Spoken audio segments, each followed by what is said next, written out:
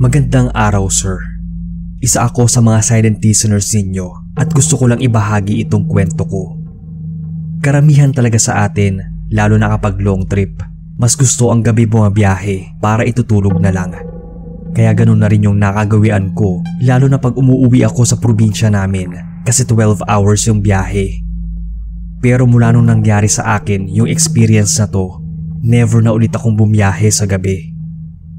Saktong 9 PM yung biyahe namin noon sa bus. Di ko na lang sasabihin kung anong bus line sa Cubao yon. Sakto lang yung dami ng tao. Hindi masyadong puno, kaya inisip ko na makakatulog ako ng tahimik. Pagpasok ko sa bus, hinanap ko yung seat number ko. Advance booking po kasi to. Sakto namang wala akong katabi at medyo dulo pa siya. Sinabi ko sa sarili na perfect na to kasi walang katabi. May space para mag-inat at maitutulog ko na lang yung buong biyahe ko. Nakatulog na ako agad kasi inaantok din ako. Pero habang nasa halos kalagitnaan ng biyahe, bigla akong nagising. Naalimpungatan yata ako sa presensya ng katabi ko. Pagtingin ko, matandang babae na yung katabi ko.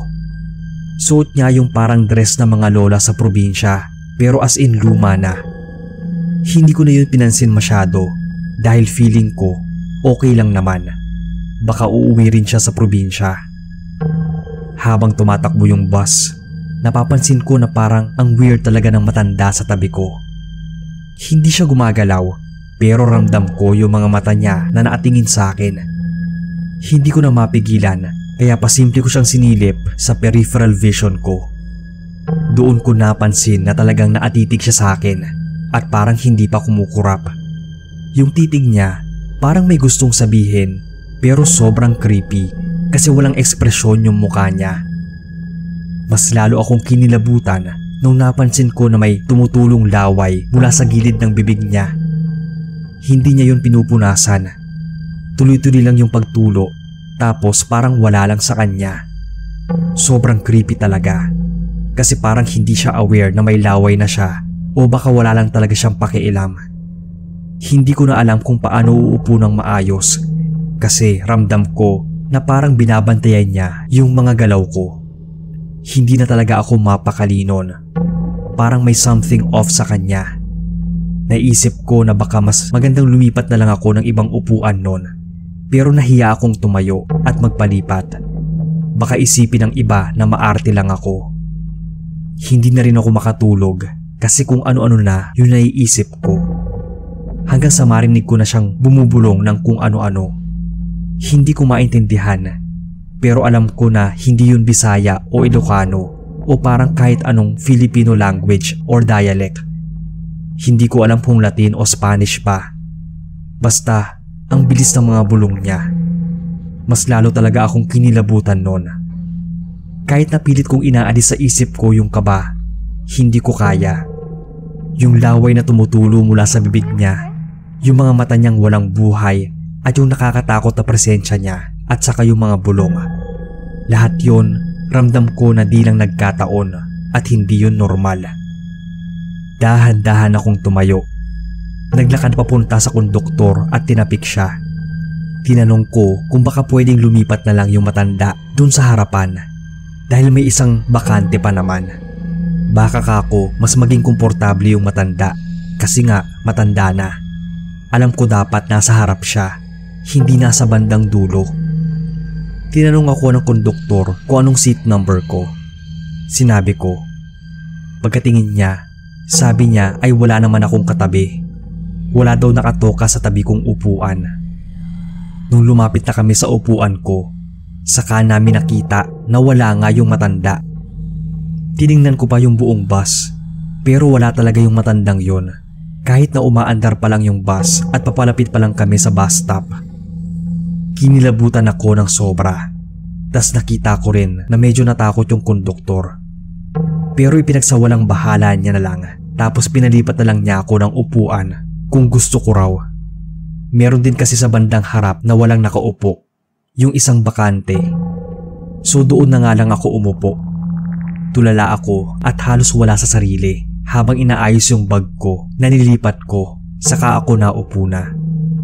Andun ako sa may window seat at sa labas nakatingin kasi natatakot na talaga akong tumingin sa loob ng bus. Nung nag-bus stop na kami, bumukas na yung ilaw. Saktong nakatingin ako sa labas. Tapos nakita ko yung refleksyon sa loob kasi nga nagkailaw na. Nakita ko yung refleksyon ng matanda na nasa gilid ng upuan nung bata. Nakatitig ito sa akin. Talagang straight na nakatingin sa mga mata ko. Impit pa akong napasigaw nun dahil sa gulat. Nung lumingon ako, wala naman yung matanda. Nilapitan ako ng konduktor tapos sinabihan niya na magdasal na lang daw ako. Hindi na ako kumain nun. Nagkape na lang ako at tagyosi dahil sa stress. Alam ko, pampakaba yung kape. Pero wala akong ganang kumain nun at mas gusto ko yung mainit na mahihigop. Habang nagyoyosi, narinig ko na nag-uusap yung driver saka yung konduktor. Ilocano yung salita nila kaya naintindihan ko. Napag-usapan nila na nagpaparamdam na naman daw yung matanda. Kinausap ko sila bigla kung may alam sila tungkol sa matanda. Ang sabi, matagal na raw na may matanda na ibabiyahe sana pa Manila. Papagamot yata yung anak niya. Pero sa biyahe pa lang, binawian na ng buhay. Di na lang daw nilabas yung kwento kasi respeto sa pamilya at saka sa bus line. Kinilabutan ako sa narinig kong kwento. Ang sabi nila, minsan daw talaga nagpaparamdam yung matanda, lalo na pagbiyahe sa gabi. Siguro daw hindi pa alam ng matanda na patay na siya at akala ay nasa biyahe pa rin dahil namatay daw siya ng tulog at tumutulo pa nga yung laway. Sinabihan na lang nila ako na magdasal na lang na magdasal ulit pag nagsimula na ulit kaming magbiyahe. Yun din naman ang ginawa ko. Nagdasal ako ng nagdasal hanggang sa maatulog ulit. At paggising ko, andoon na kami sa terminal. Laking pasalamat ko noon na natapos na yung kalbaryo ko at kahit papaano ay nakatulog ako. Dahil doon, kahit hassle at mas nakakahilo, lagi ko nang pinipili yung day trip.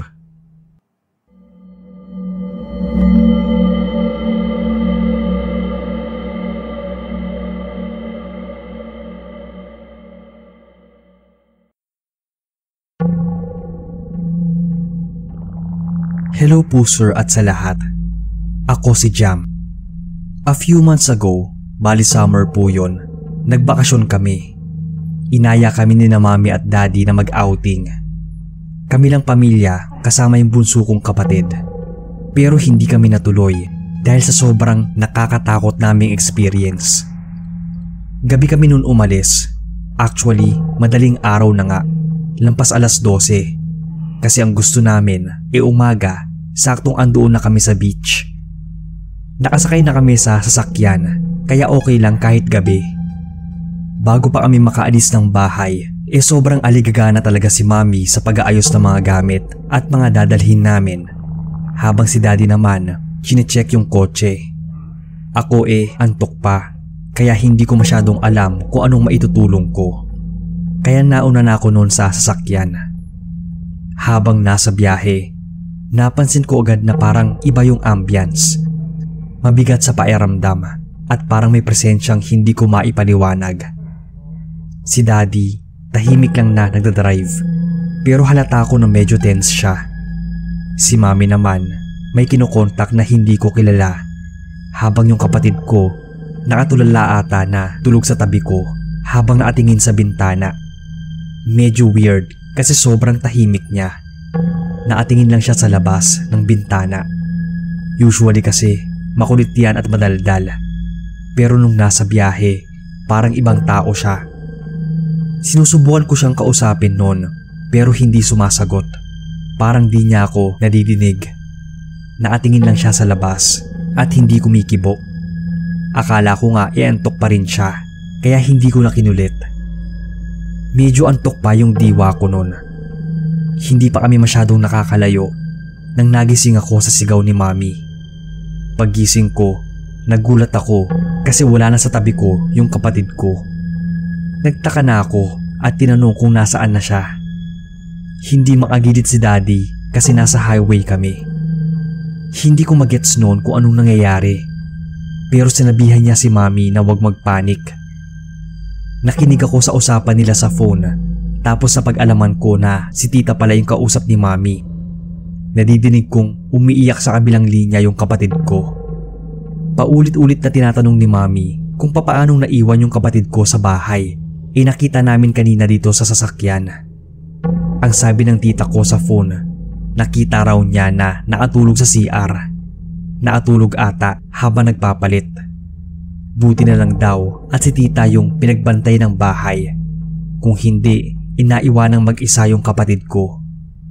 Pinatay na noon ni Daddy yung tawag. Sabay nagdasal kami habang nagdadrive siya. Pagka uwi namin, talagang todo yakap si Mami sa kapatid ko at saka naiyak. Akala ko dahil lang sa naiwan siya, pero narinig ko sa usapan nila na masamang pangitain daw yung doppelganger. Alam ko yung tungkol doon dahil minsan nafe-feature siya sa mga kwento sa channel ninyo. Pagsikat noon ng araw ay pinabless ni na Mami at Daddy yung buong bahay, pati na yung sasakyan namin. Awa naman ng Diyos ay walang masamang nangyari sa kapatid ko hanggang sa ngayon. Hindi ko talaga alam kung paano namin maipapaliwanag yung nangyari na yon. Pero siguro, mabuti nang hindi kami natuloy sa biyahe at bakasyon namin. Kasi baka mamaya ay may kung ano pang mangyaring masama sa gabing yon.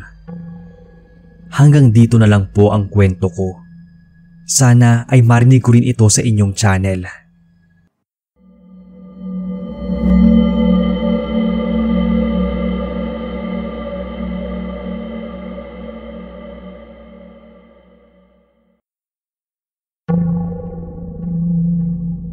You can call me Kurt. Gusto ko lang i-share itong story ko. Sa totoo lang, sanay na ako sa night shift bilang isang call center agent. Normal na sa akin dati yung mga late night commutes at kung tutuusin, mas gusto ko pa nga yun kesa maipagsiksikan sa rush hour. Pero kahit ganoon, may mga pagkakataon na hindi ko maiwasan nakabahan. Isa sa mga hindi ko makakalimutan ay yung nangyari noong trainee pa lang ako. Medyo late na nung nag-decide akong bumiyahe papasok ng work. Madilim na at halos 12:00 ng madaling araw. Dumating na yung jeep at kahit medyo puno ay pumasok na ako.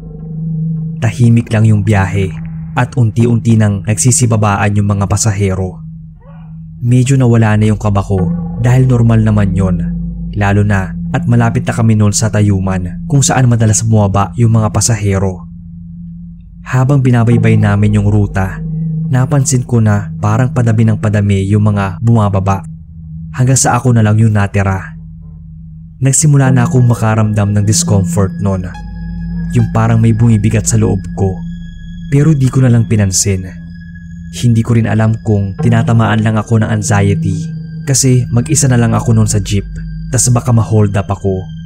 Basta may something off talaga. Pero habang patagal ng patagal, mas lumalalim yung kaba ko. Kutob na nga ata yung nararamdaman ko noon. Tahimik na masyado yung paligid at yung naririnig ko lang na ingay ay yung makina ng jeep. Paglampas namin ng daanan ng tren, ako na lang talaga yung naiwan. Nag-worry na ako pero di ko na lang masyadong inisip kasi nga malapit naman na. Pababa naman na ako. Kahit na alam ko sa sarili kong extra long yung biyahe ko nung gabi na yon. Parang ang haba-haba kahit kabisado ko naman na yung biyahe nun. Nagsitaasan bigla yung mga balahibo ko na di ko rin alam kung dahil ba sa lamig o kaba. Nung pababa na ako, nagulat ako kasi bigla akong sinitsitan ng driver. Hindi pa raw nagbabayad yung kasama ko. Hindi ko naman pinansin kasi mag-isa lang ako. Kaya bumaba na ako agad. Nung bumaba ako, parang ilang segundo lang nag-antay yung jeep na yon, saka umalis. Doon ko lang na-realize yung sinabi ng driver. Nagtaka na ako. Partida at nasa tapat pa ako noon ng Padis. Tapos patawid pa lang ako sa daan. Pero hindi ako makatawid dahil doon sa iniisip ko. Paanong sinisingil ako ng driver? Ako lang naman yung mag-isang sumakay nun at ako na lang yung huling pasahero doon. Kumbaga, Pagbaba ko ay wala nang naiwan. Wala rin akong kasabay na sumakay. Saka ko naramdaman na parang feel ko nga kanina dun sa jeep na may katabi ako kahit wala naman.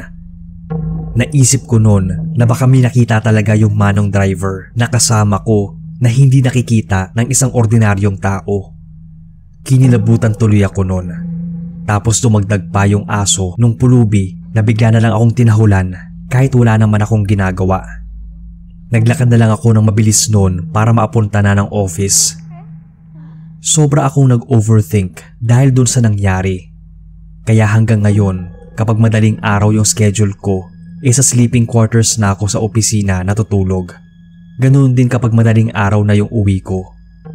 Ako na lang yata ngayon yung call center agent na ayaw nang mag-commute ng gabi. But still, hilig ko pa rin talagang makinig sa mga horror stories.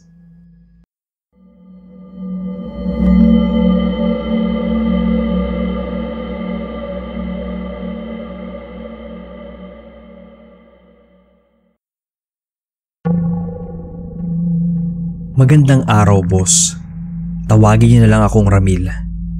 Nakikinig ako sa channel niyo, minsan habang nagtatrabaho o kaya pagpampalipas oras. Sa kasalukuyan ay may 2 akong anak kaya todo kayod ako lalo na sa gabi. Nagtatrabaho kasi ako bilang isang rider ng Food Panda at madalas gabi ang biyahe ko. Sa ilang taon ko na rin na nagtatrabaho dito at bumabiyahe sa gabi. Masasabi ko talagang importante ang pananampalataya sa Diyos, lalo na sa mga gabing bumabiyahe at nagtatrabaho. Unang beses po nung taong 2021. May order ako at as usual ginagawa ko lang yung proseso. Pagdating ko doon sa labas nung nag-order, tumawag na ako. Walang sumasagot pero nakita ko na may babaeng nakatayo sa loob ng gate. Nakatitig siya sa akin sa labas. Nakasimangot pa nga at akala ko wala lang sa mood. Pagkalapit ko, mas nag-focus ako dun sa app para malagay na naisend ko na. Nasa tapat ko lang yung babae at tahimik lang siya. Nagulat ako kasi habang nakatutok ako sa phone, biglang may nagsalitang babae tas palabas siya ng pinto. Nawala naman yung babaeng kaharap ko lang pagkadating. Tinanong ako ng bagong lumabas na babae kung bakit hindi daw ako tumawag. Sabi ko ay tumawag naman ako pero pinatay ko rin kasi may nakita na akong nag-aabang sa gate. Mukhang nagtaka yung nag-order. Sino raw yung nag-aabang? Nasa loob siya. Nagtaka naman din ako noon kung bakit tinatanong niya pa. Halata namang kamag-anak niya kasi medyo kamukha niya.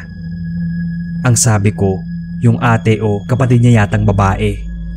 Kaso bigla naman umalis pagkalabas niya. Pagkatingin ko sa customer, namutla siya. Saka halos ayaw niyang tanggapin yung pagkain na inaabot ko sa kanya. Mula sa pagkaputla, napansin kong tinago niya na lang yung inis niya saka pagtataray sa itsura. Nagsabi siyang mahigit 1 buwan na raw patay yung ate niya, kaya wag raw akong magsinungaling. Madali naman daw sabihin na tinamad lang akong tumawag agad. Wala raw siyang kasama sa bahay at siya lang daw ang mag-isang nakatira doon. Matapos yun ay pumasok na siya. Hindi na niya hinintay yung sukli. Ilang beses pa akong napatulala sa labas ng bahay kasi hindi ko alam kung paano ipoproseso yung sinabi ni ate. Hindi ko nga alam kung nagbibiro ba siya noon at pinagtitripan lang ako.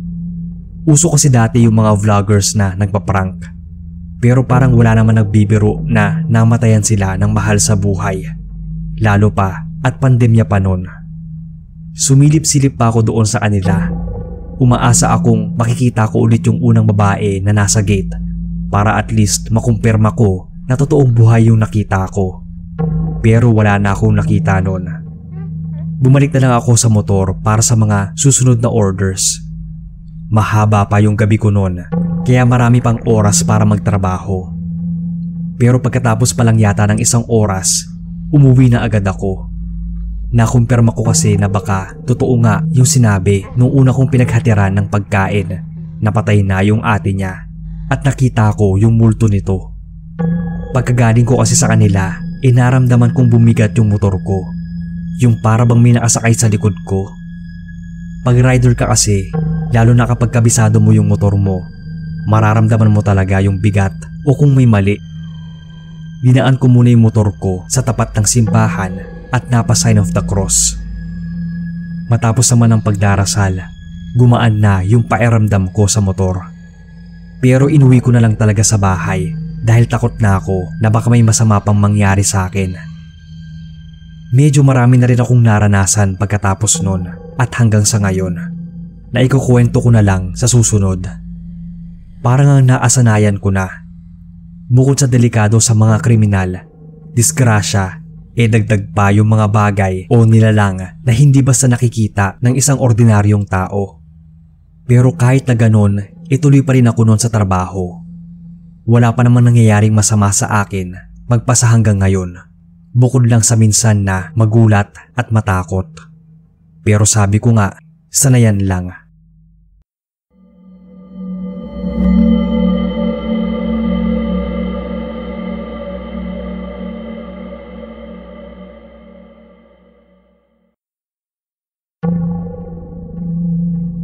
Tawagin niyo na lang akong Almer.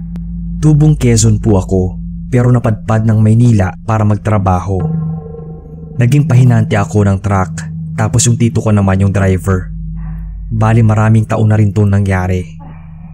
Madalas noon sa trabaho namin gabi yung biyahe dahil yun na rin yung patakaran na labas ng mga truck para din di magsabay sa traffic sa umaga.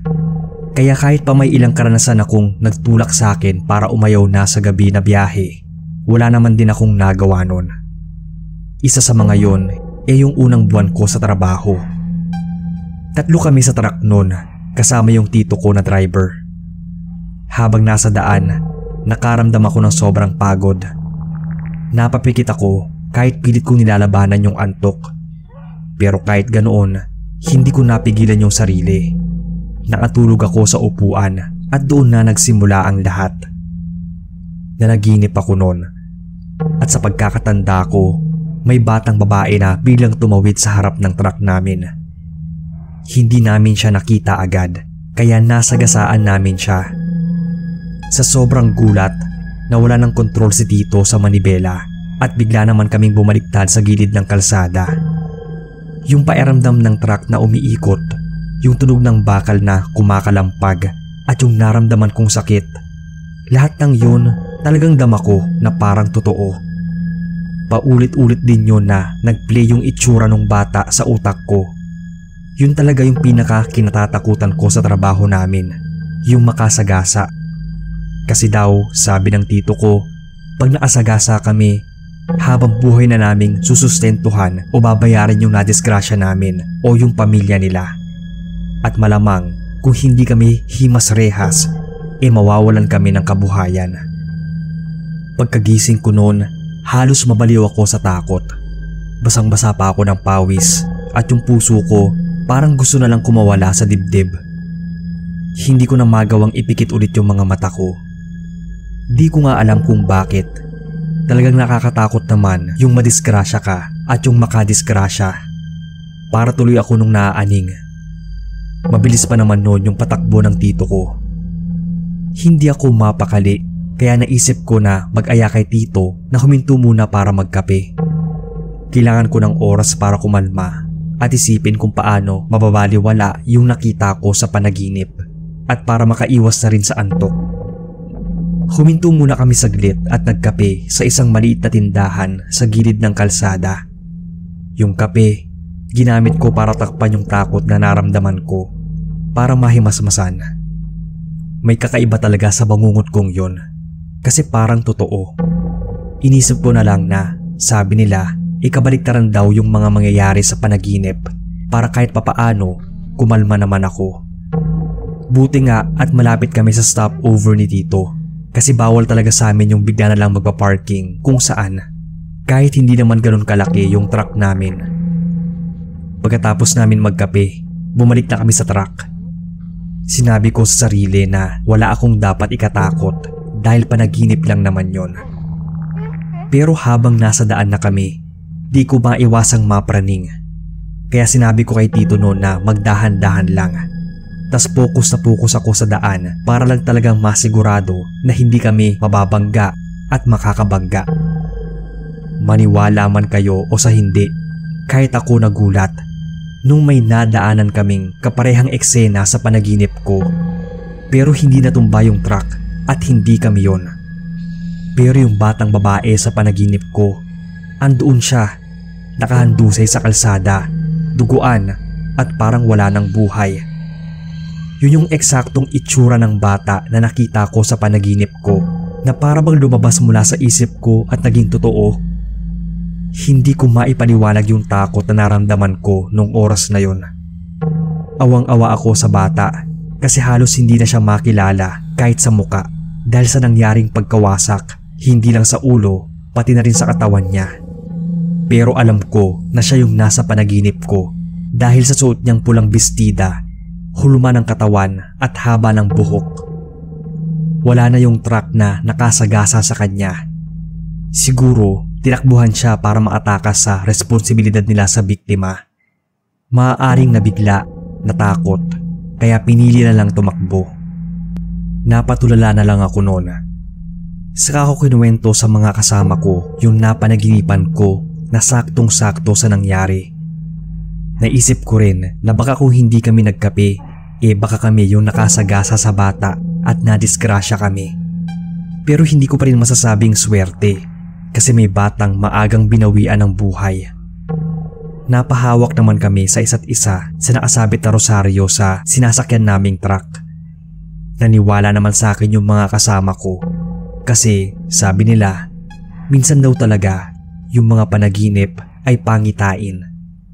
Napagkasundoan namin na ipagdasal na lang yung kawawang bata na biktima. Simula nun, hindi na talaga ulit ako nakatulog sa biyahe. Tahimik kaming tatlo nun, pero alam naming pare-pareho kaming nagbabantay sa daan para masiguradong ligtas kami hanggang sa pag-uwi. Kaya dapat talaga na laging babaunan ng dasal ang mga biyahe, mapaumaga man o gabi. Ito lang po ang kwento ko.